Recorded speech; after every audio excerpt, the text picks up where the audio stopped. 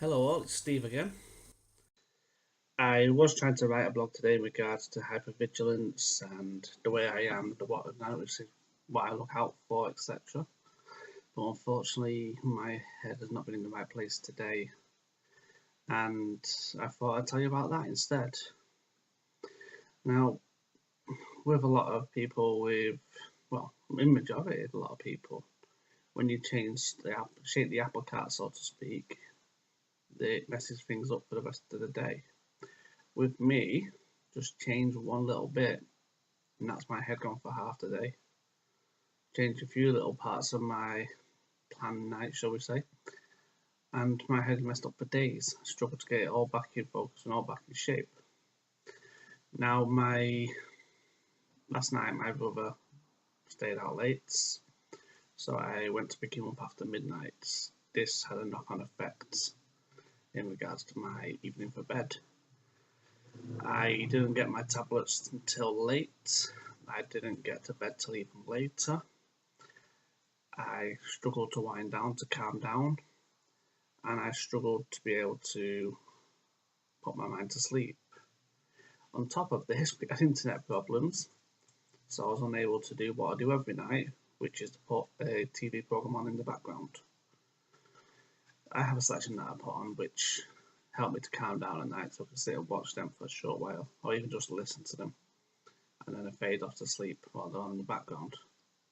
Saves me having the nightmares as frequent, because my mind's going to think of other things when I go to sleep.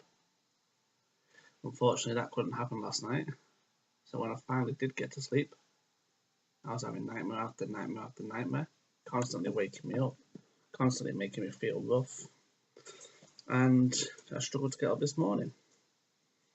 I had no choice though, I had to, because I had to take my daughter to school, to a doctor's appointment, and then to school. All the time, I was knackered, I was fast asleep. Well, I wish I was anyway. I wanted to sleep, I wanted to hide away, I didn't want to move. It took me half an hour just to drag myself out of bed this morning. I was just sat there, closing my eyes, wanting the world to go away.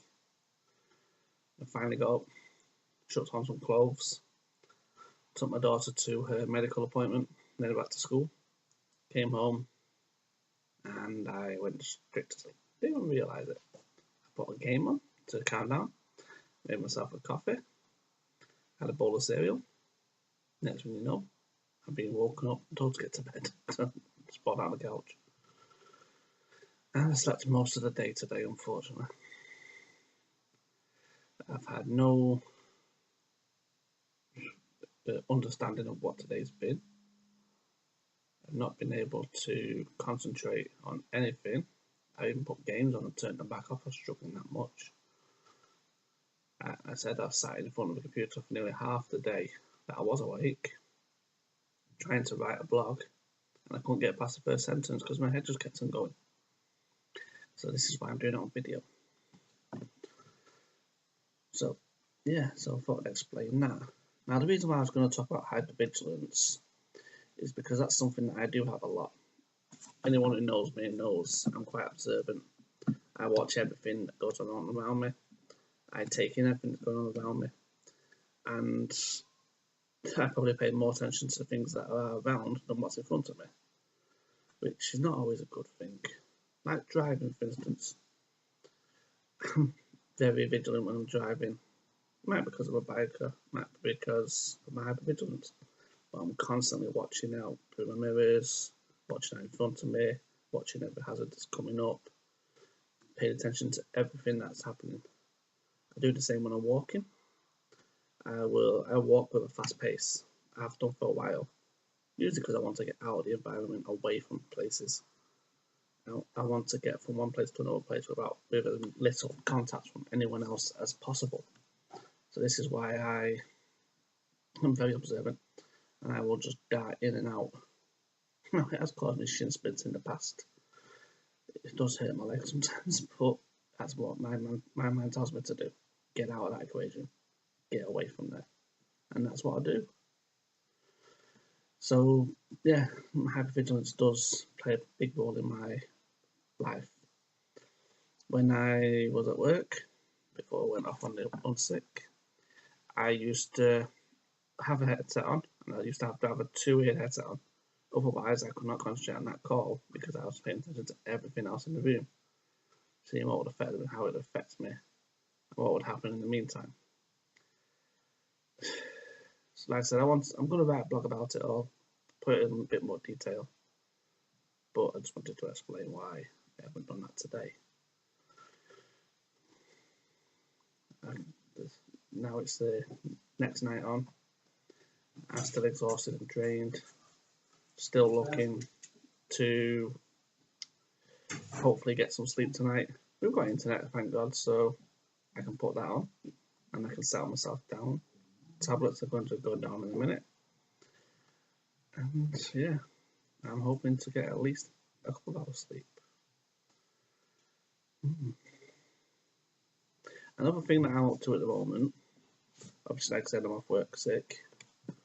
The reason for this is I struggle with small environments, let alone loads of people in an office and then phones on my ear constantly talking at the moment. Things like that just send me to meltdown.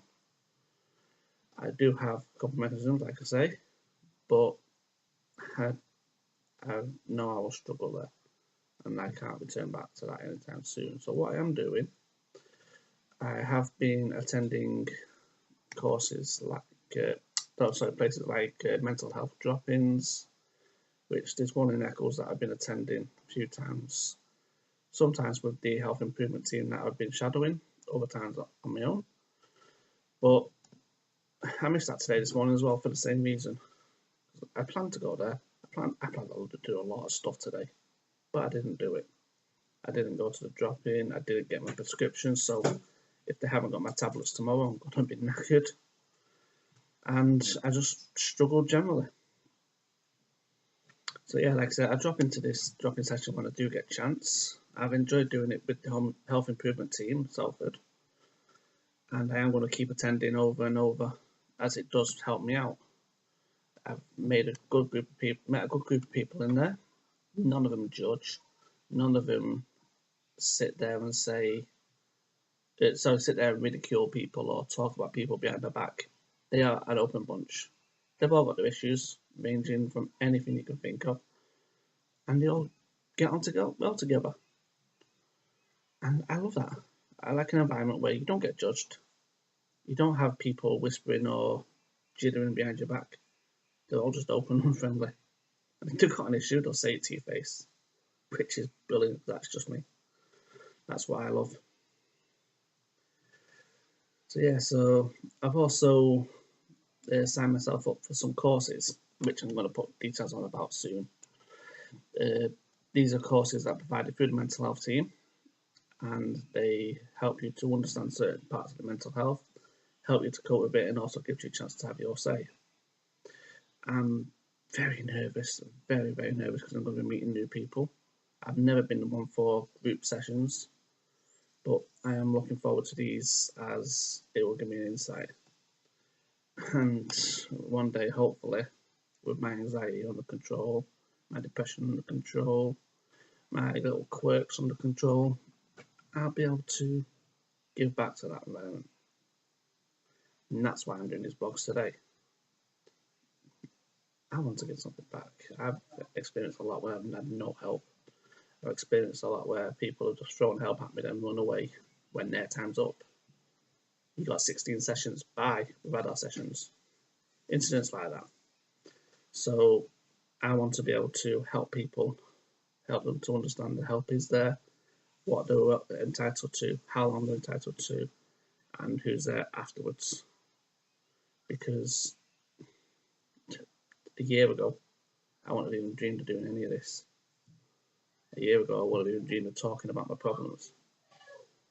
And that's why I feel so happy to do so now, because I know that the help is there when I need it.